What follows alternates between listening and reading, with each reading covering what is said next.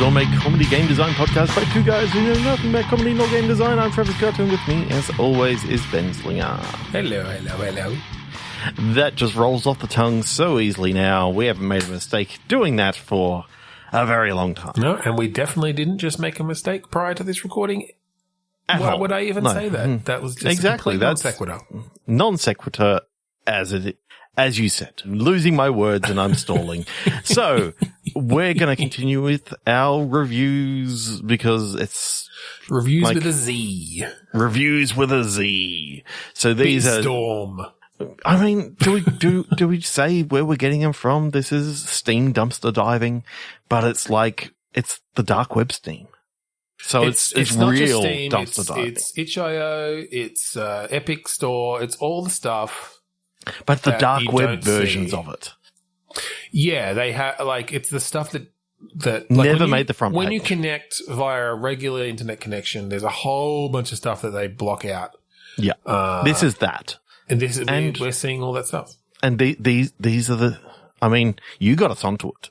You really did. You know, I stumbled onto it actually because you found the cheat code for the internet. I left the VPN on. Because I was searching for ways to dispose of porn. Okay, dispose of porn. Sure. Yeah. Yeah. Not looking for more of it. Well, I need to dispose of some because You've got more. Whole hard I've got drives, too much. Yeah, I've got too much. But then I wanted to play a game, and then all of a sudden I connected to Steam, and all this stuff came up that I'd never seen before. I was like, "What is this?" And so that's how we figured it out. Yeah, and then you gave me that, which also included for some reason Big Stash of Porn, because obviously you thought I've got to retrace all your steps. Oh, sorry, I thought you were talking about the game Big Stash of Porn that we played for a while there. That we found through this process. Yes, that was a little bit also weird. An actual Big Stash of Porn. Yeah. Anyway, now that we've established law for this podcast, yes. How it works is one of us will say a name of a game, and then we're gonna review that game. And if you've ever listened to a video game podcast before, you know the drill. So we've been playing these games, and we're going to talk about them. Do you want to go first, Trevor? Yes, sure. Now, I love the game Geriatric Shock. Geriatric Shock, yeah. It was sort of like it was a bit of a System Shocky game. I wasn't expecting that they would literally take the shock from like BioShock and System Shock and so that sort of stuff. They've kind of done it as like another spiritual successor to those series, and to set it in a nursing home and then to branch out to where it did. It was really brave of them to have the walk speed be so slow. Mm-hmm. And you really feel that kind of hunched over your cane as the viewport kind of lurches around with each step, that real lopsided head bob. But then the fast-paced combat, that comes with that. Well, once you unlock those memories of your hidden past, and then the combat starts, the back and forth between those modes just plays so well. Well, I think they've taken, if you remember the classic movie, Attack of the Clones, Star Wars Episode 2, where you've got the scene, spoiler, of Yoda walking in on the cane. Yeah. And then when he starts fighting Count Dooku, spoiler, and starts flipping out all over the fucking place. That's what this game is. It's basically the entire game is the Yoda scene from Attack of the Clones. Yeah. Yeah, there's definitely inspiration taken from that. Absolutely. Yeah. Amazing how when you do flip into, and I say flip into because, our geriatric hero, he flips into third person mode and is flipping around all over the place. Like literally with a flip, yes. Yeah. Literally with a flip. They obviously didn't want us to... Yeah, just to focus on a specific thing. That camera move of your first person view lurching backwards so you can see the ceiling. Yeah. And then as you come around, it pulls out into that third person view and you can see your character really impressive, just really smooth. Yeah, I did sometimes close my eyes during that bit because it did come out of nowhere the first couple of times, and I did feel a little seasick. Yeah, that was they really should have tied that into a direct like a direct player interaction, I think. Rather than it was also pretty bad triggered. Because I was playing the VR mod at the time. Oh, okay. For this game, I can't imagine. I can. I can imagine it vividly. Yes. As well as my lunch coming up. Well, anything where they're controlling your viewpoint, like your first-person viewport in VR without your control, it can be pretty sickening. Yeah, it's almost as bad as what I imagined that game that we came up with ages ago, where you could throw your head in VR. Like, I think about how bad that would have actually been, and the fact that it's rolling, and then I'm throwing up. This kind of had that, but luckily this was just a well, you were using port. An unofficial mod, so we're not going to... unofficial mod. So that it hasn't harmed the score at all. Against them, no. Hasn't harmed the score because... Can we talk about ray tracing for a second? I mean, we always do. This game could have used a lot of ray tracing, and they didn't put it in, so that may come out in the score. Okay. I mean, I feel like that's a little bit unfair. I mean, it was mostly a realistic style. True. You could throw ray tracing in there. Where specifically did you find that it was missing? That whole scene with the cat laying in the sunbeam. Like, you could tell the sunbeam was just like... it looked like a texture that they just sort of gone, we're just going to pull down the opacity and just... They did have some nice particle effects in there and stuff, though. Like, you could tell it was meant to be... It was like playing an original Doom game or something like that, where it was literally a sprite. Because as you went around, it had no depth to it. It was kind of just a floop and floop. I don't know. I think you modded this game changed angles a little bit. No. I think maybe you ended up seeing that from angles it wasn't supposed to be seen from. I did get down very low in VR and see some weird shit. But anyway, speaking of moving off of that though, because I want to. That cat that you mentioned, I loved what they did with that. I mean, character essentially. Like, it didn't talk or anything. It's not that sort of game. But the way that cat kind of would foreshadow certain moments, foreshadow Philip's death. Like, yes, that was an amazing part. I mean. The people have used, the death cat in a few different movies and that sort of stuff. We've used it in our game designs. Yep. To actually have the cat turn out to be the antagonist of the game is, like, pretty genius. Like, turns out the cat was actually a serial killer. Subtle like, way. Yeah. Turns out this cat was a serial killer and literally killing these people. It looked like it was doing the typical thing of, this person's about to die, so, and they're nice and warm and they get a fever and all this sort of stuff. It's like, no, they're literally, injecting them with that serum.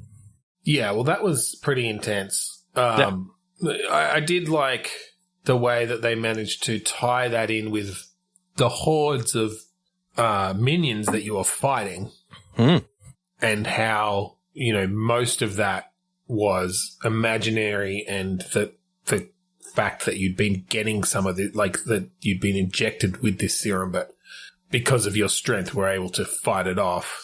And it was like representation of you essentially fighting this cat. Yeah. By proxy of, your body fighting off the serum and doing crazy stunts. That whole dream sequence was freaking amazing too. The fever dream. The fever dream, yeah. When you get sort of close to that climax and the cat is obviously injecting you with, has realized that you're fighting it off and so has upped your dosage, and so things really get wild.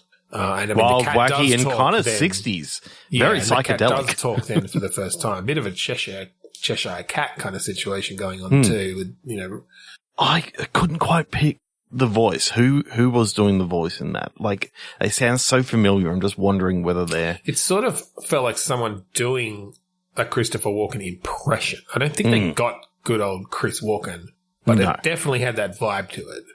Yeah, but it didn't have the exact, like... Well, that's it. It was a little bit off. So I think it was just a voice actor, but they were definitely inspired by Christopher Walken. But it worked well for the character. Yeah. Really gave that off-kilter, kind of vibe in that scene. Which is off-kilter kind of Bond villain from View to a Kill sort of feel. Yeah. Yeah. I didn't say that. Is it Christopher Walken? Christopher Walken plays the villain in View to a Kill. Yeah, well, I mean, that worked perfectly. What did you give it? Like, what score? Your rating. What score? Well, graphics, I'm going to start breaking it up now. Graphics, I'd give it a 7.9. Gameplay, look, it worked mostly well, a 7.9. And for psychedelics, probably something around a 7.9. So all up, if I average that all out, that's about a 7.8. Yeah. Something like that. I don't know how averaging works. So I'm going to give my scores in binary. So graphics, sense. Yes. Sound, yes. It did have sound. Tutorial, yes. What else was there? Ray tracing, no. And are you ORing or ending these? For your final XORing. XORing. So what's that? That's where if no, I mean, what's the final score then? What's the final score? If you've got 3 ons and an off. Trevor. Well, I exhort it with 0. So that's actually a God, I'm trying to actually figure it out. I don't know my binary. 8 plus 4 plus 2. So that's a 14. The game gets a 14 as far as I'm concerned. That's an E. 14. What's a 111? 0. Yeah. For no ray tracing. So yeah, it gets an E grade. Because it's all hexadecimal now. Makes perfect sense. Let's talk about Muppet Dungeon Limited Edition. Because I did shell out for the limited edition. Came with extra Kermit skins. It unlocked Sam the Eagle. Okay. As a playable character. Just to be sure, this is Muppets with 3 Ps, correct? Because they didn't want to get in trouble with the Muppet Entertainment Company. Yes, it is, but they've just used all the regular, it all looks exactly the same. It's just dark web. I think Kermit is just spelt a little bit different. There's 2 T's at the end. They did and they make one of them really small, so you can't even you can't really tell. So I mean, it's basically just the actual Muppets. Yeah. So now the legalities are out of the way.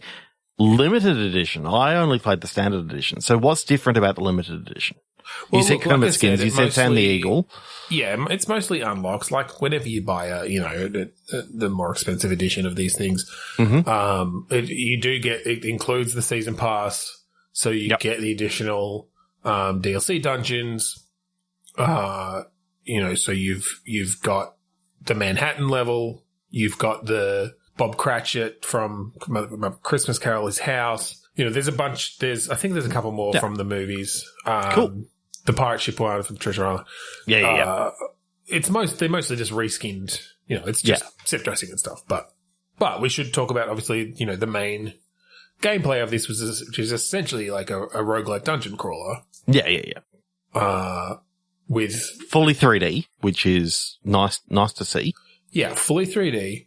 Some great little touches, like, because you're usually not used to seeing the Muppets' entire bodies with especially with the hand coming out of the bottom. Like that was kind of a bit freaky. The fact that you literally saw the arm and it was that's doing it. that, and the legs were kind of just dangling. I was surprised that they didn't go with. Because in some Muppet movies you do, and you'll just see like the sticks maybe a bit where they will sort of awkwardly move a full body. But no, you're right. They went with the full hand up the Muppet. And so everywhere you can go in the dungeon, there are these like grooves in the ground that the hand is sort of traveling through.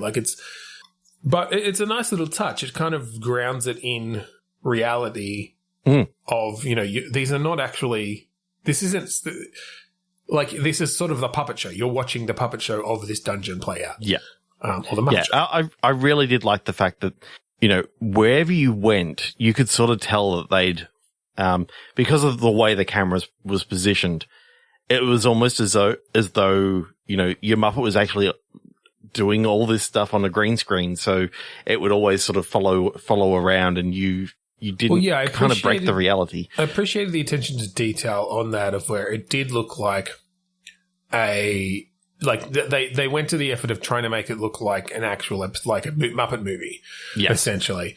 So, and it works pretty well because you have the top sort of the isometric dungeon crawling sections, but then you have the fairly regular kind of, I don't want to call them boss fights because it's not like, because it's not a Dark Soulsian, no, but it's no, but that it moves to the more side on view so that you are seeing them in the more traditional, over a counter, just seeing their top half kind of way, for those battles.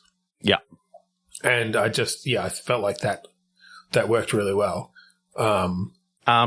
I did get a couple of graphical issues in some of the cutscenes. Oh yeah.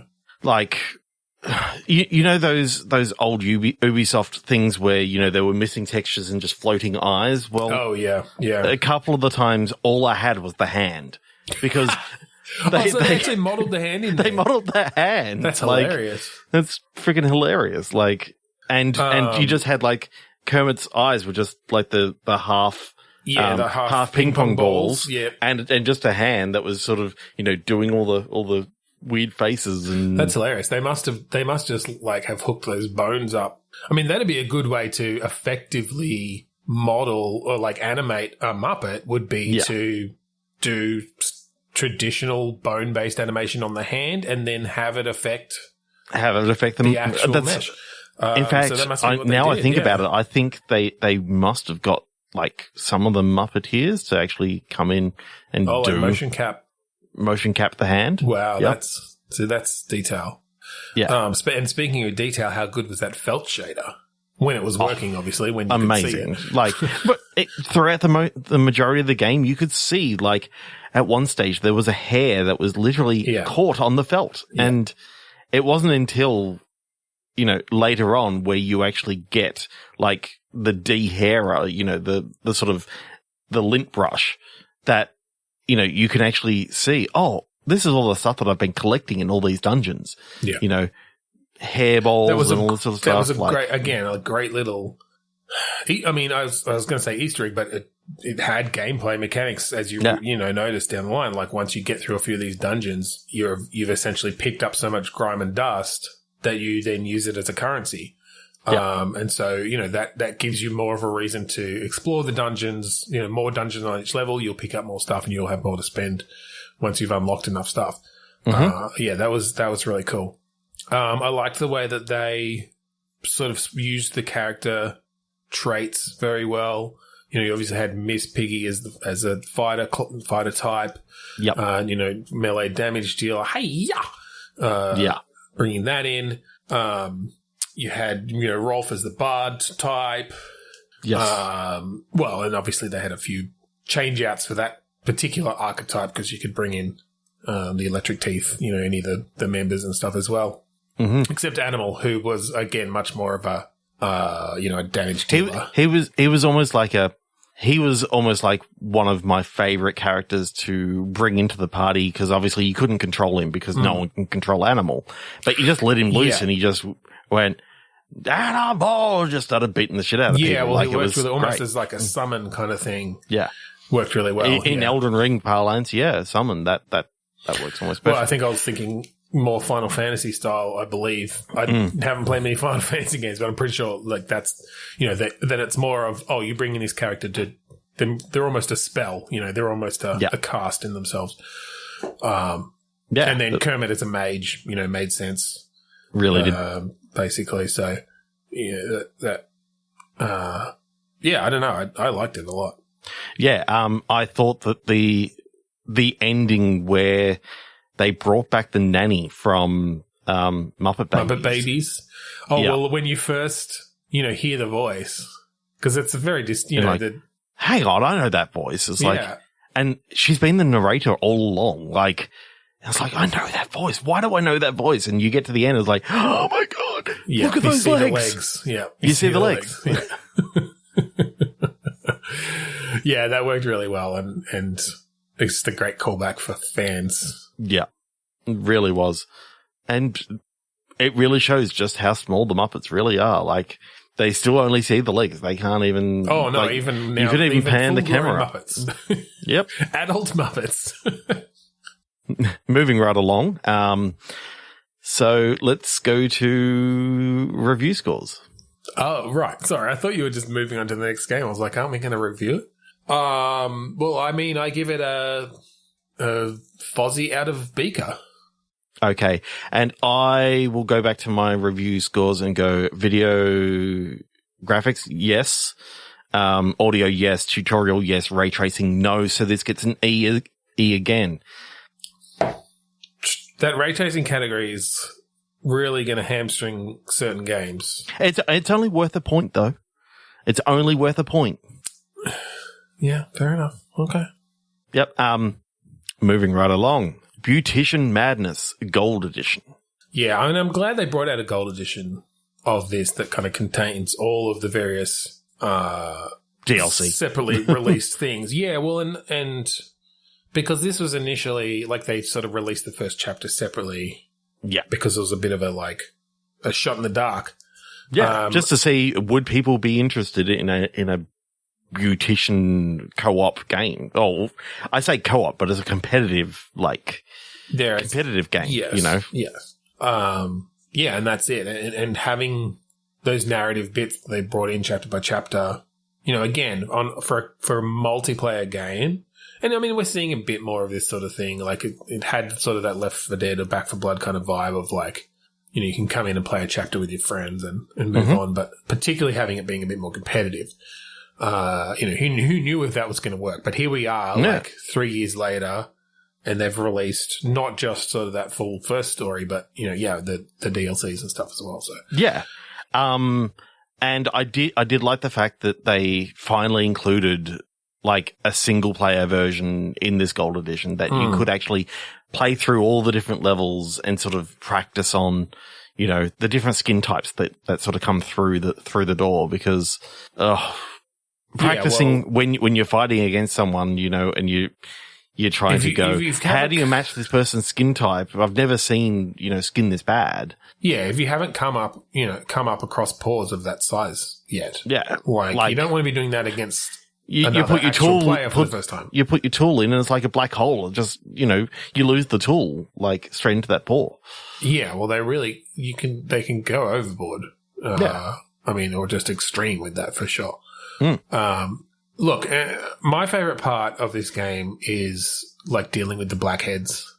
I just find that really satisfying. Yeah. The fact that you can fling them at your opponent then to gross them out and kind of get their vomit meter up. And that's one of the only times the vomit meter comes into the game, but it's a specific mechanic just for that. And I like that they kind of put that much thought into each different mode, or each different, thing that you tackle. Mm-hmm. There was something else that I was pretty impressed about, and that was the third DLC that came out, which was the hairdressing part of the salon, and the fact that they incorporated that into some of the earlier game, earlier stories. Yeah, well, again, I like what I did like about how they did the release of this is that the DLCs and the add-ons. You would get a bit more story section that led you through some of the new, in this case, the hairdressing stuff.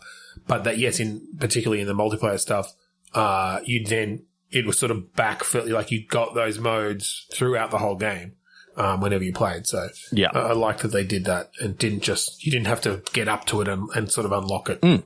Okay. The hose physics in the hair washing part, that was pretty cool. Like, you couldn't go too far away. Like, it wasn't like one of those. You back. Yeah, really yanked you back and really limited how far you could go. But if you tried to pull too hard, then you did actually rip the hose out, and you had to then go through that repair mini game of reattaching the hose to the faucet. So yeah, and look, when you're running between different customers and stations, yep, and stations like that, it's easy to forget to drop it. Yeah, and so that could very easily happen that you're washing the hair and you're like, oh crap, like their hairdryer thing, the big dome hairdryer or whatever is dinged, it's done, you need to take it off before it singes their head. Yeah. But you forget to hit the release button, then you end up pulling the hose out of the wall and things go to shit.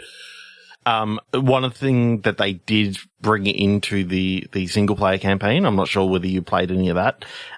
You could actually use some of the assist features of auto release. So it would auto release the hose and sort of flick it back into the yeah, I mean, that makes sense for the single player. And I mean, that's another good reason why they did that, to really open up that accessibility of it to more players.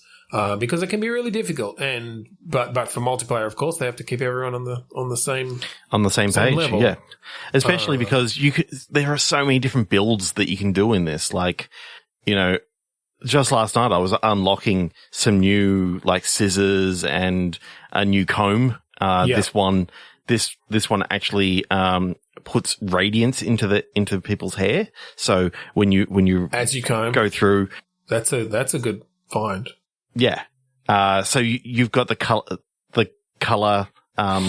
comb that you can immediately put color into people's hair and all that sort of stuff. And you can actually, one of the things that I saw someone do, in my game where I was playing against someone, they snuck a color comb into my pouch. I pulled it out and didn't realize, and was like, that was really cool. It was like, yeah, she didn't like red, and she got a whole head of red. Well, and I didn't realize you until get a penalty for putting the wrong colors in, for sure. Have you tried a scissor hands build? Where you put scissors in every slot.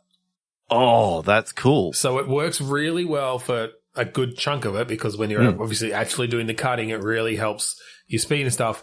But it does mean, because that's literally the only tools you've got, you do have to pick up other tools with the scissors, which gets really, really difficult.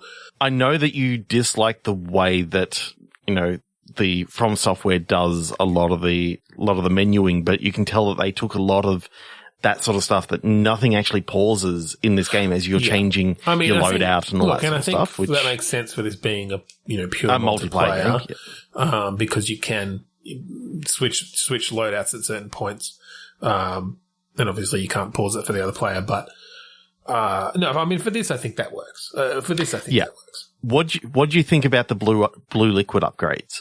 The blue liquid that you put the combs in and all that sort of stuff. I mean, it mostly just gives you like time bonuses on the disinfecting time, right? Yeah. Look, it becomes really useful, because then you can switch out those loadouts more often and switch out your tools without having to wait. One of the best things I found, if you can find early on in one of your multiplayer matches, you can find a kid. They don't even have to be a customer. You just need to find a kid, and if they're scratching their head, go get some lice, and you put it on. That's a tricky one. On their, you either sneak it onto their comb, or you just happen to just, this is looking nice, and just drop it onto the person's head, and before you know it, like they come back and they've got lice all over their head. I mean, that'd ruin a whole run. Yeah, for sure. Yeah. It's such a sneaky technique. I had it done to me, which is why I know about it now. Okay. It's funny that all these techniques seem to be everything that happened to me. Yeah. Color combs. I mean, look, the faulty bloody hairdryer. Yeah, it shocks my character. Put me into the hospital, and obviously I couldn't do any. Is that any patients? Do they just like purposefully run the wheelchairs over the the cord. No, they actually switched out my hairdryer, and it shocked me. Like, because that's one of the things they can do that. Oh, I guess if you've just got a low quality hairdryer, there is that chance. They kept on throwing it until it broke, and and then they switch it out. Yeah, look, but that is what makes this game so interesting, is the ability to really mess with your other person's loadout if you can do it, but you have to be sneaky about it, right? Like, you have to be sneaky. I find that I'm always focused on the customer, never focused on, like, I'm like, if I do a good job, I'm gonna get good reviews. And well, look, there are they and then we haven't talked about this yet, but like the whole small talk section of you and the customer and the multipliers that you can get from, answering giving the right answers. And also saying, keeping track of each at the right time. Well, that's it. And keeping track, remembering that, that a particular character, it told you that they have a son who's going to university. You don't want to get that wrong. If you get that wrong, you'll break your streak. And I do like the fact that everything is based, like, the scoring is literally based off of the Yelp reviews, or as they call it in this, the Belp reviews, because it's beautician, whatever. Like, I can never remember what the E, the L, and the P stand for, but it's beautician. I think it was like beautician early launch period or something, because it's about you, because the whole thing is you launching your new beautician madness store salon. Review scores. I mean, this was a tricky one, but using my standard review system, I probably give it about 7 dreads. Okay. See, mine gets a C rating. Now, do you know why it gets a C rating? What did I take out? Ray tracing. Well, ray tracing, yes. No, I don't know. What else? Tutorial. There was no tutorial in this game. There was video, audio, no tutorial. Sure. I think I might have to change this next week. Yes. At least they had graphics, and that's the main thing that all these games need to have. They are video games, so therefore they must. Yeah, they must have graphics. Generally. 3, 2, 1. What's your next one? Habits. Hard to break habits. Excruciating Pinball Underground. Oh, another pinball game. Another pinball game. When was the last time we talked about a pinball game? There was a medieval worm pinball game that I threw out in our quick. Oh, right. Because I didn't play that one. Yeah. That was a cool game. The medieval worm pinball, where you were like going through doing the king's business, and it was all pinball. And just last week? No, 2 weeks ago. No, I don't remember. But again, I didn't play. 3 weeks ago, actually. That's why. I know. Too long. We play a lot of games every week to do this show. Our jobs are very much in danger, but it's worth it. Excruciating Pinball Underground. Let's tell the folks what this is about. Yeah. It's obviously a, organized crime-based pinball game. But it's excruciatingly difficult. It's very difficult. It's essentially the, Souls-like of pinball games. Of pinball games, yeah. You will fail many, many times. But that's how you learn. That's how you learn. Yeah. Get good and, don't tilt. Yo, I loved how did they realize that people were raging and all this sort of stuff? Because the tilt comes out due to what you're, how angry you're getting at the game. Like, it is weird. I think they've got a system of essentially, fingerprinting your inputs and they'll be able to tell that you're frustrated, and you'll tilt. I just wonder, I'm going to unplug some of my mics next time I play it, because I just wonder whether secretly actually they're just secretly listening in, because after I played it and I was, sort of getting annoyed at all these underground things and going, God damn it. I kept on getting it's hard to hit some of those ramps. I kept on getting all these book prompts of, you should get a Bible and all this sort of stuff. So it makes me wonder whether, there's some adware or something in this that is listening to every word that I say. I mean, I know we're downloading this from the dark web. Yeah. I'm wondering if you got a shifty version. A shifty version. Well, because I didn't get it. I didn't get it from the Dark Pirate Bay. No, I know. But anyway, there's definitely some stuff in there around the tilt mechanics. I don't know if they're listening. I didn't get the sense they're listening. Maybe they are. No, maybe they are. But I did like how then later on they brought it in that you had to tilt as you're like, once you start getting brought in to the mob and you're roughing people up and you're like shaking people down, that you literally have to shake people down and tilt the machine, that basically becomes part of it because, like you're in their store and that's the pinball, table is their store. Yeah. And so, obviously you're smashing things with the ball. Yep. Like a ball, like a ball in a china shop. Like a ball in a china shop, exactly. That's the saying, isn't it? That's a good one.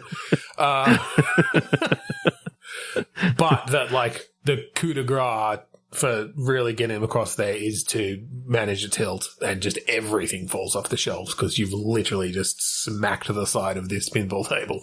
But I loved that everything felt like a physical pinball machine. Like you're moving between areas and going to different places, but the way you interact in every single one is it's a pinball machine. I did like the fact that in some scenes you could sort of see the glow of the lights reflecting of the LED, Oh yeah, the display. Yeah, and that's actually because, and I was reading into this. Yeah, there is actual ray tracing. They ray traced it. They traced it, and just outside of your view, there is like an actual display on each LED one. Score counter. Yep, tracking the invisible score because nowhere else in the game is the score there. No, but it's not a mechanic in the game itself. If you're in a really dark room, and you can't really see anything, you can read the score. You can actually read the score, and it's reflected. It's upside down, and upside down and backwards, and it takes a little while. But so they're actually tracking the score throughout the whole game. Tracking your score. That's so funny. That's and the fact that the the pinball tables would actually drop, and a new one would sort of just slide in and then come out again. The transition between and it felt good tables. To finally get that transition. If you'd been trying to go for the exit ramp to get to the next location for however many shots you needed to take to fucking finally get it up there and then wait for it to come around if you missed, it felt good to finally see that transition and get to the next phase. But to their credit, it is frustrating, but it's they've made it so much part of the game, it's still fun to do. Yeah. Even though sometimes you're literally just spending 3 minutes trying to exit a room. Mm-hmm. But your score's going up apparently, so because you're still hitting bumpers and things. You're still hitting bumpers, and those bumpers, they're ways of hitting these people without leaving bruises, leaving a trace. It's hitting them in those hard to see places. Well, and I like the way then that they, obviously in those sorts of rooms where you're shaking down, pretty much everything you hit is violence of some kind. Yeah. But that you had, the more dialogue based ones where hitting a bumper was, choosing a specific dialogue option. And, hitting a particular ramp would change your demeanor. So you got differently, it would change the tone of the conversation. I felt like they worked that in quite well. They really did.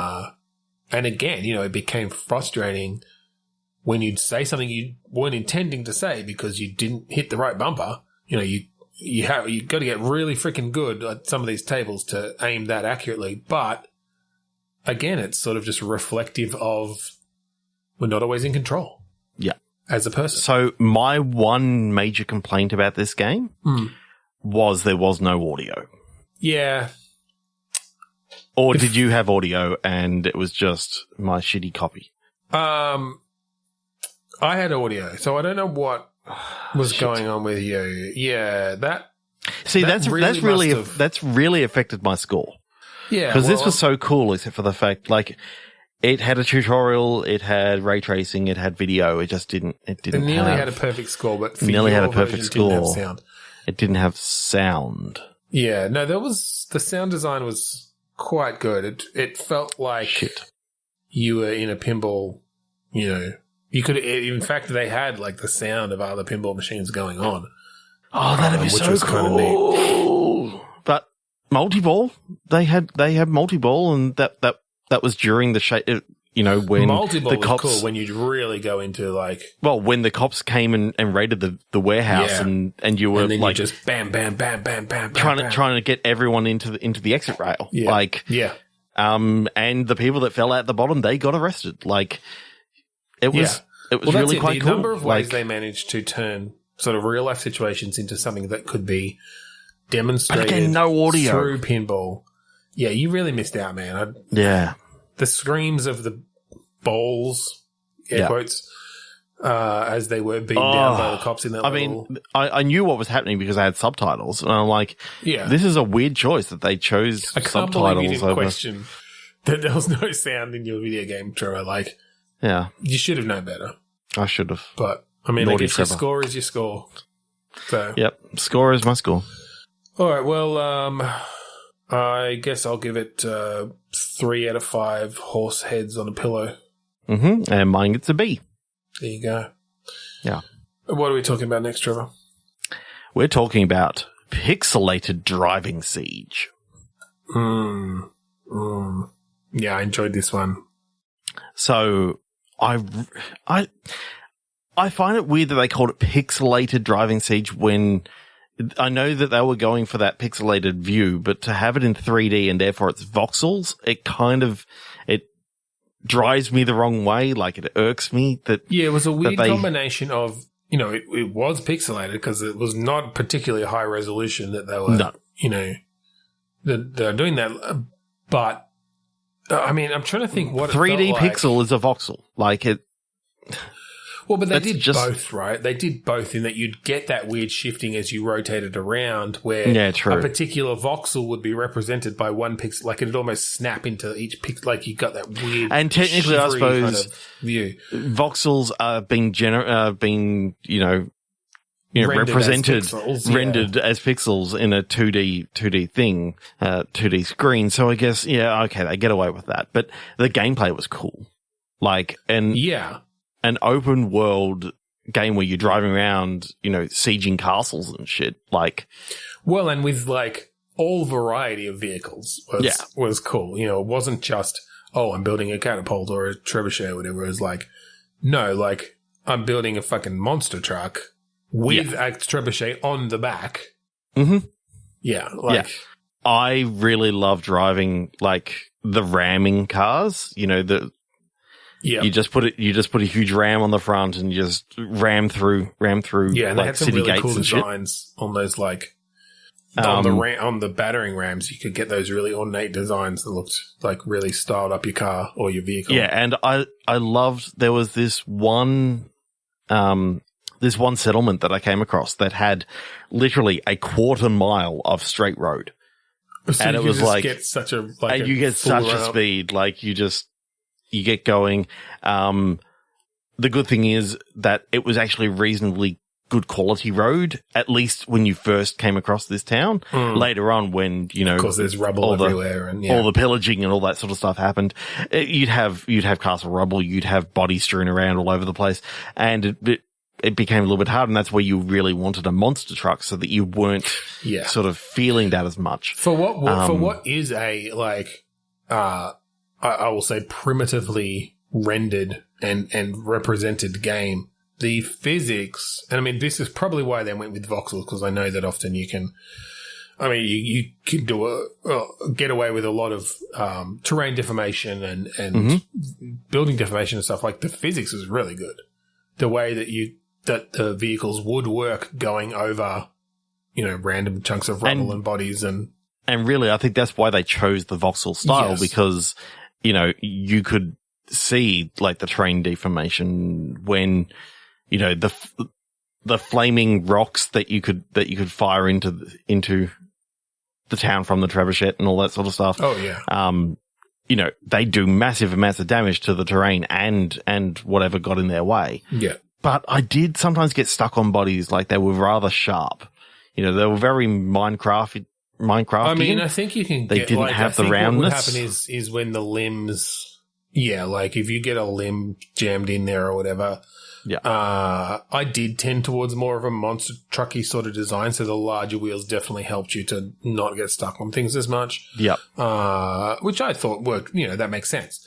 But yes, it did get a bit frustrating. It could very easily randomly get a stray limb stuck in your tires and in a smaller vehicle. When I first started the game, I did think it was a bit weird that the initial tires on some of these cars were literally just single voxels, and it did have that kind of wobbly nature unless you balanced the wheels and got them all turning at the same time.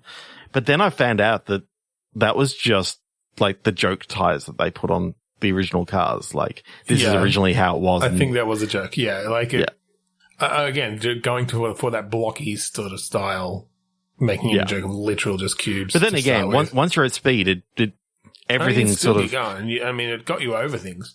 It looks round when it's at speed, like when it goes fast enough. I love the open world nature of it and the procedural generation of the landscape, and then where the castles would pop up.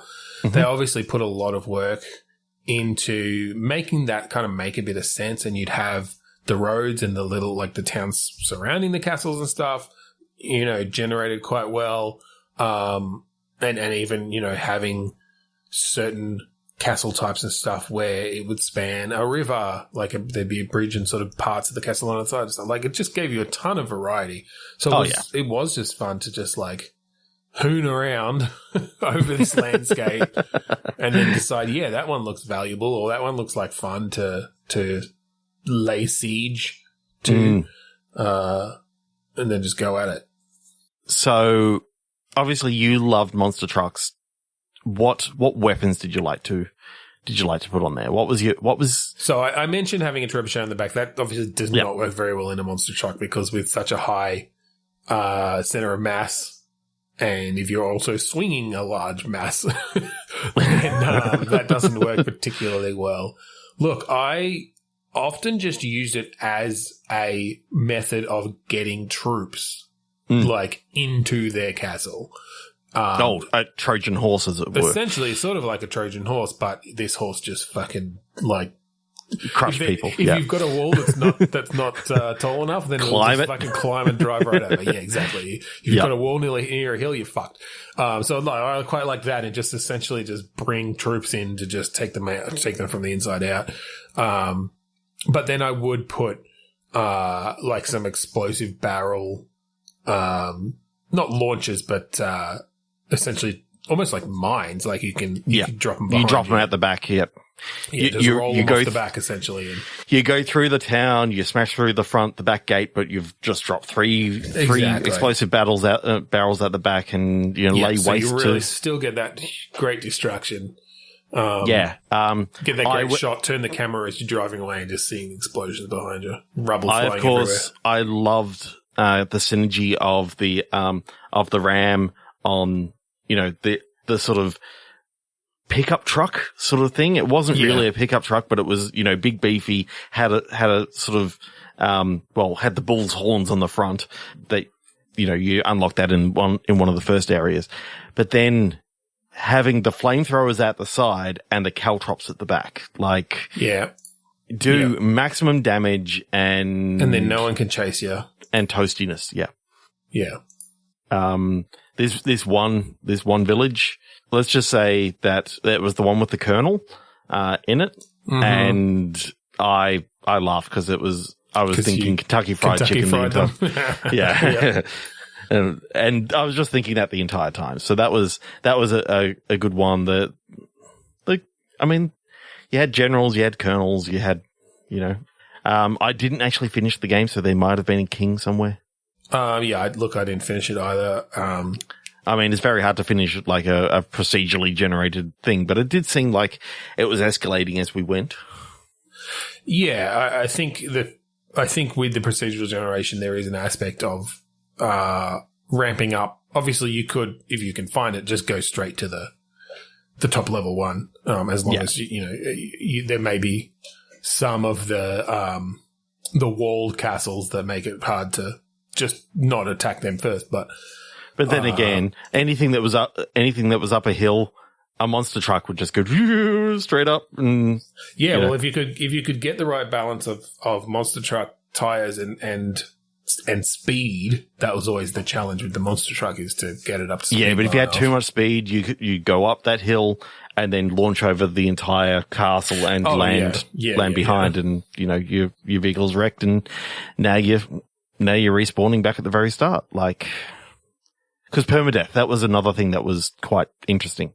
The fact that that gave it they only had one life, but so did you. Rogue-like vibe in very much the original Rogue, hardcore roguelike. But I don't know, I loved that. Yeah, it gave it a good challenge.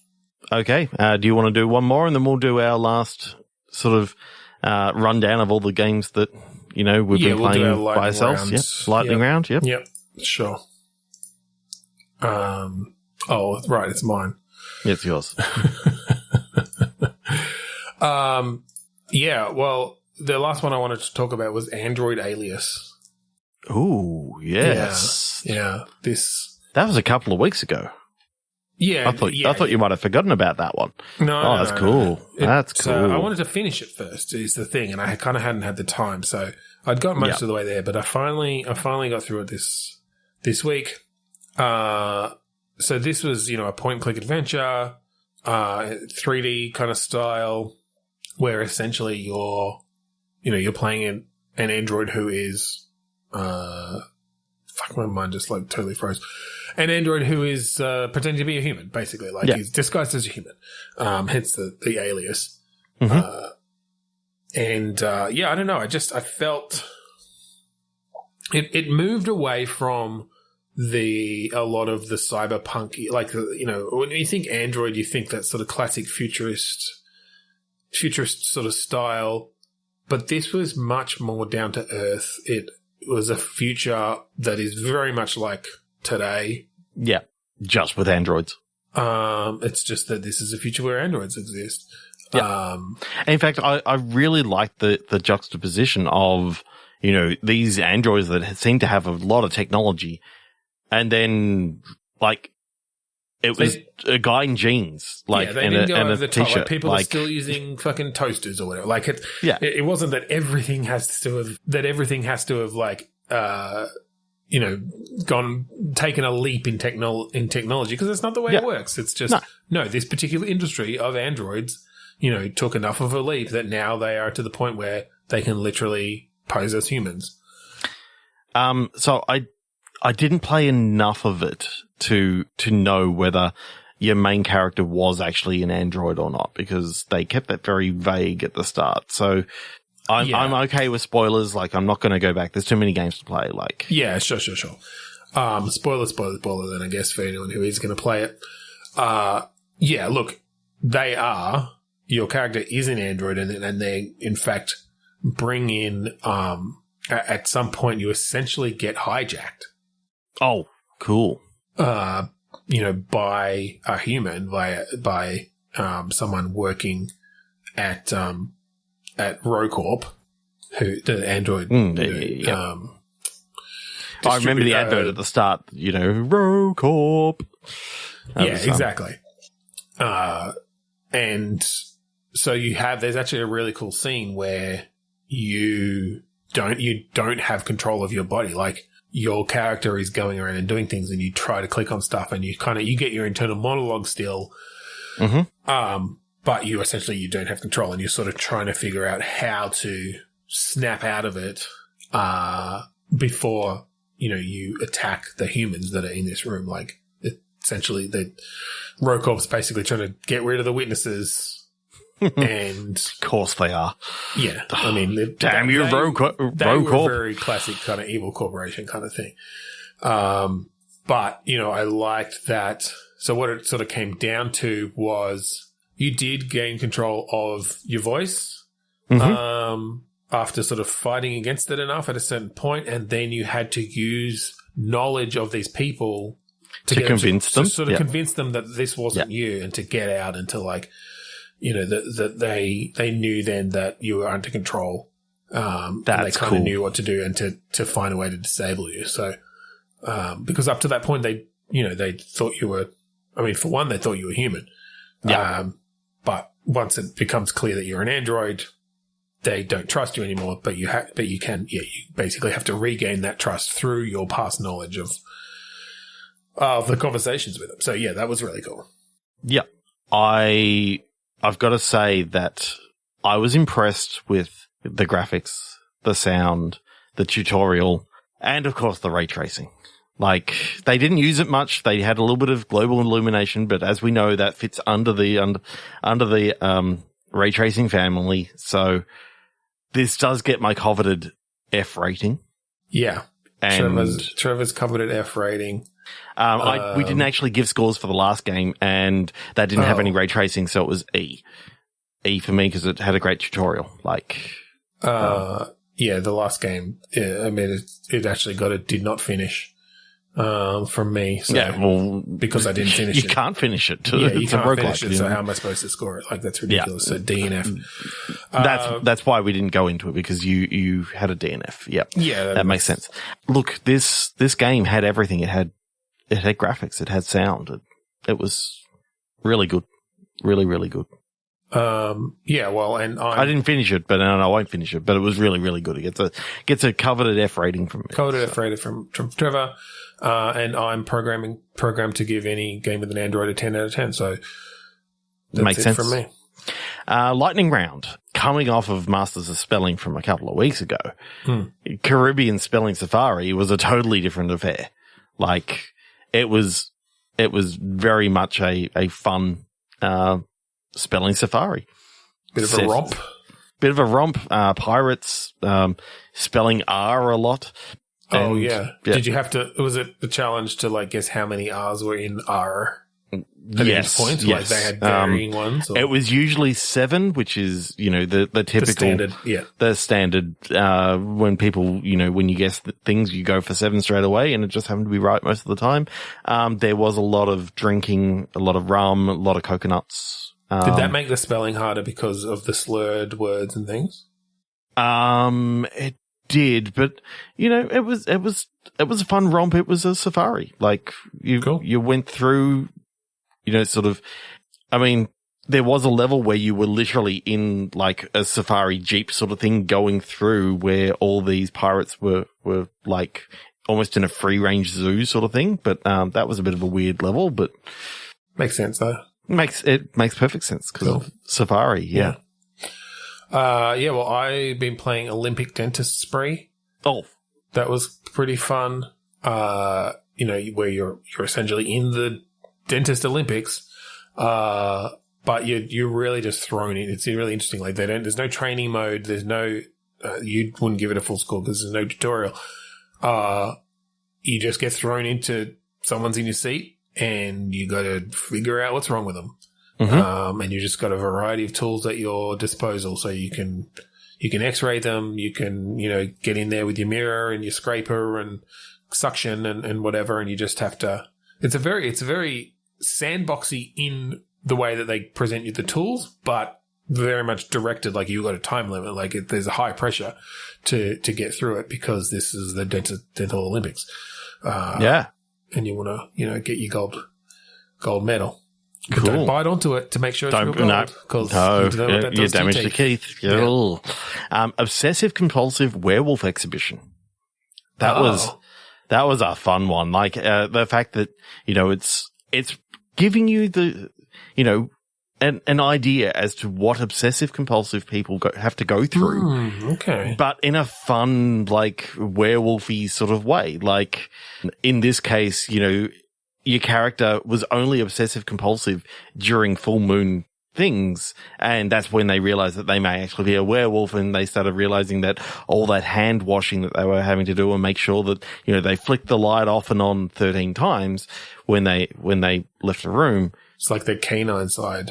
Yeah, you kind of, you got to feel during these exhibitions and all that sort of stuff. Just exactly what someone with obsessive compulsive disorder would, or OCD would really go through. So it was an eye-opening experience, and I learned a lot about werewolves as well. That's cool. Bit of an educational one, a bit of a... Yeah. You know, we need more games about sort of mental health and werewolves. Problems and werewolves. Well, my next one that I'm talking about is Perfect Volleyball Man. This one was cool. I love Perfect Volleyball Man. You played this one, do you? Yeah, you just go around like spiking balls where, you know, perfectly. Well, if you time it right perfectly, like your character is Perfect Volleyball Man, but if you don't, that's part of the challenge. But I love this just everyday mundane situations. It's like, you need to buy, you know, a sandwich. Groceries. Yeah. Groceries, whatever. Like they had, both. And it's the way you do that, fucking spike. Yeah. Just the fact that you could do a little dig, you know, little dig, little set. Yeah. You had your couple of, your 1, 2, 3 to set it up. But, and the fact that you could actually, in these conversations, you know, you sort of could set up a few different things, and then the other characters would actually sort of keep playing volleyball with you and keep that they keep that conversation going. up. Yeah. No, that's cool. I like it. Okay, one last one each. My favorite game that I played, I just forgot all about it. There's been my toilet game. Yeah. This week, you know, the game that you play on the toilet, Brain Damaged Bong School. It's just a fun little game where, you know, you're going through school, you're going through your classes, but wherever you can, you're sneaking off, you know, trying to get high and seeing how much brain damage you can actually cause by the time that you finish that day of school. Do a few runs every time I have to do my business. Yeah. I mean, makes sense. Yeah. Sounds fun. And your last one? My last one, Shady Programming Zombies. Look, I haven't got deep into this one, but I love this idea of using code. Like you essentially program these zombies. Yep.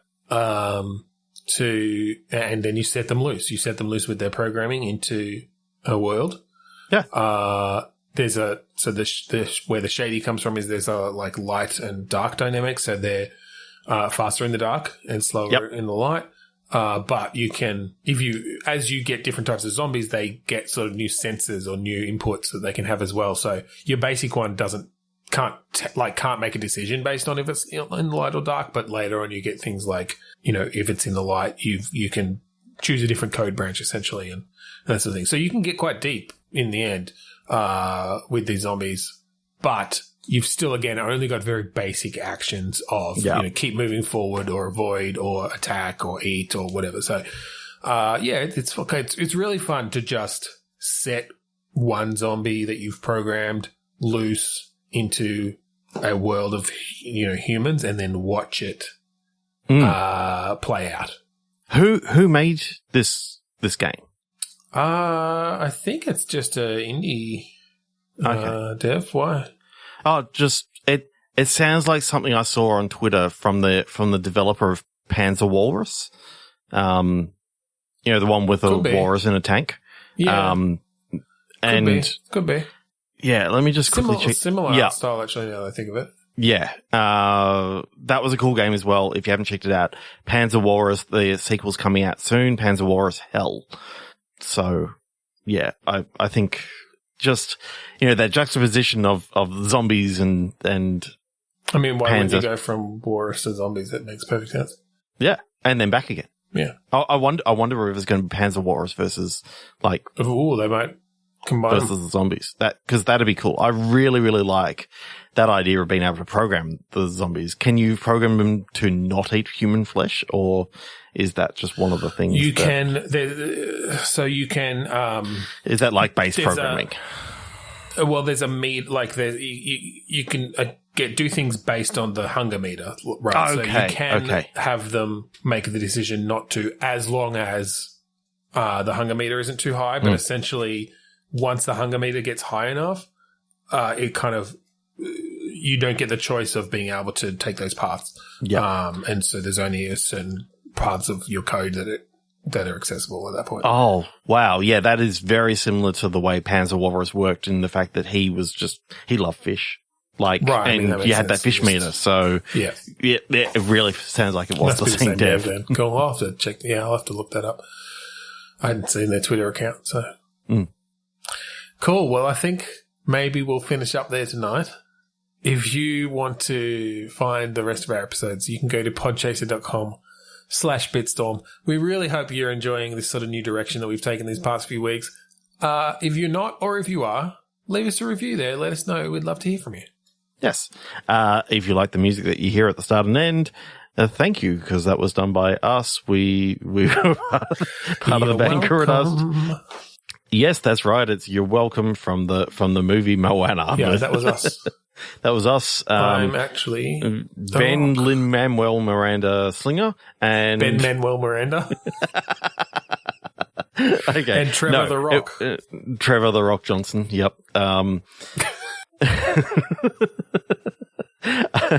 Dwayne the Scott Johnson. So I was the bassist in. Let's just do this again. If you like the music that you hear okay. If you like the music that you hear at the start and end of each of our episodes, that's the song "Mount Defiance" of the album "Containment Failure" by the band Geriatric, of which we are members of. And yes, I did keep in that previous part, so don't worry, Ben. You're welcome. Yeah, you're welcome. So thank you again for joining us this week on Bitstorm. Moving right along. I'm Ben Manuel Miranda. I'm Trevor the Rock Johnson. And this has been a Rainbow Connection. Yeah. Din, din, din, din, din, din, din. Because it's not easy being green, you know.